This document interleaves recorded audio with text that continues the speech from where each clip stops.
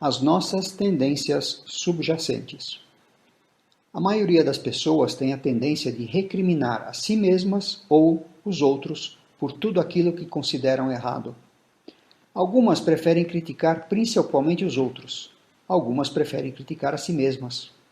Nenhuma dessas opções é benéfica nem traz paz de espírito.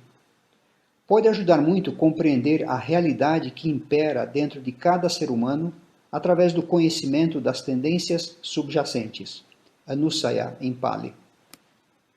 Se compreendermos que todos os seres humanos possuem essas tendências, então estaremos menos inclinados a fazer críticas ou a ficarmos perturbados ou ofendidos, e mais inclinados a aceitar com equanimidade. Poderemos ficar mais propensos a trabalhar esses aspectos negativos se nos tornarmos conscientes deles em nós mesmos. As tendências subjacentes são mais sutis que os 5 obstáculos, Nivarana em Pali. Os obstáculos são mais toscos e se apresentam dessa forma. O desejo sensual, querer aquilo que agrada aos sentidos. Má vontade, ficar irado ou perturbado. Preguiça e torpor, estar totalmente desprovido de energia. A preguiça se refere ao corpo, o torpor à mente. Inquietação e ansiedade, sentir-se constrangido e intranquilo.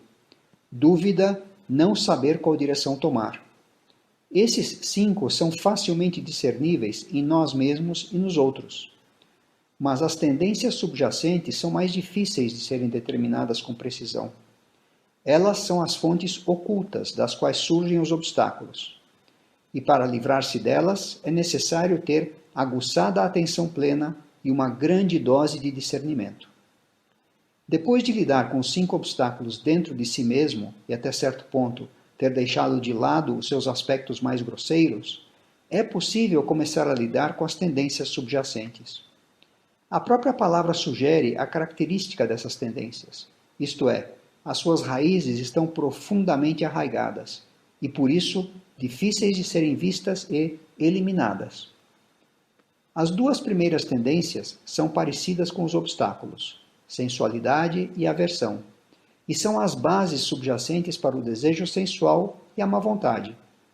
Mesmo quando o desejo sensual foi em grande parte abandonado e a má vontade não mais surge, a disposição para a sensualidade e a aversão ainda permanecem.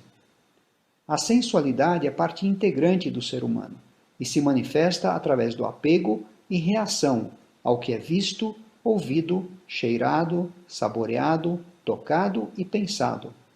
A pessoa se preocupa com as sensações sem ter ainda compreendido que os objetos sensuais são nada mais que fenômenos impermanentes, que surgem e desaparecem.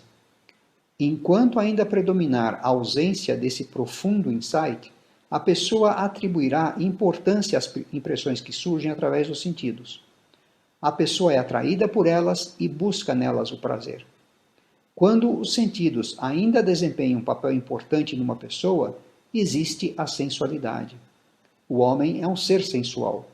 Há um verso que descreve a nobre sanga como tendo pacificado os sentidos. O discurso do amor-bondade descreve o bico ideal como aquele com os sentidos acalmados. Em muitos suttas, o Buda disse que a eliminação do desejo sensual é o caminho para Nibbana. A sensualidade, como um elemento arraigado nos seres humanos, tem que ser transcendida com um grande esforço. Isso não pode ser feito sem insight. É impossível ter êxito só reconhecendo: a sensualidade não é benéfica, eu vou abandoná-la. É necessário que a pessoa obtenha o insight de que esses contatos sensuais não possuem valor intrínseco em si mesmos. Existe a junção da base sensual, olho, ouvido, nariz e assim por diante, com o objeto sensual, visão, som, aroma, etc., e a consciência nos sentidos, ver, ouvir, cheirar, etc., para constituir o contato. Isso é tudo o que acontece. Enquanto a pessoa reagir a esses contatos como se eles tivessem importância, haverá sensualidade. Onde há sensualidade, existe também aversão. As 2 caminham juntas. A sensualidade é satisfeita quando o contato sensual foi prazeroso. A aversão surge quando o contato sensual foi desprazeroso. Não é necessário que ela se manifeste como raiva, gritaria, fúria, ódio ou mesmo resistência. É apenas a aversão que resulta do desprazer, do sentir-se desconfortável e inquieto. Isso faz parte de um ser humano sensual. A sensualidade e a aversão só desaparecem para aquele que não retorna, o anagami, o último estágio antes da iluminação plena, aquele que não retorna para este mundo e realiza nibbana nas moradas puras. Mesmo aquele que entrou na correnteza, o sotapanna, e aquele que retorna uma vez, o sakadagami, respectivamente o primeiro e o segundo estágio nas realizações nobres, ainda são importunados pelo dukkha da sensualidade e da aversão. Se alguém imagina que o impulso que cria a sensualidade ou a aversão está fora de si mesmo, então ele ainda não vislumbrou o início do caminho. É necessário compreender que a reação é nossa, para que possamos começar o trabalho dentro de nós. Se nem sequer nos damos conta do que está ocorrendo, como poderemos fazer algo a respeito? É um processo que ocorre constantemente, sem descanso, de modo que temos inúmeras oportunidades para nos tornarmos conscientes do nosso mundo interior.